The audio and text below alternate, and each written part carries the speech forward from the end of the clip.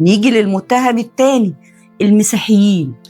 بعد أكتر من 4 قرون الدنيا اتغيرت.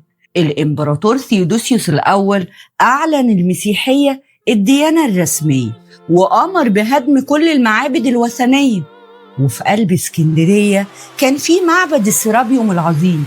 جنب المعبد كان في مكتبة فرعية ضخمة تابعة لمكتبة اسكندرية.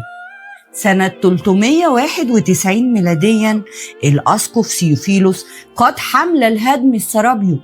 المؤرخ سقراط السكولاستيكي وهو مسيحي من القرن الخامس وصف الأحداث وقال: تم تدمير السرابيوم عن آخره ولم يترك حجر على حجر. المؤرخ الإنجليزي إدوارد جيفون في كتابه اضمحلال وسقوط الإمبراطورية الرومانية قال إن دي اللحظة اللي قضت على مكتبة اسكندرية.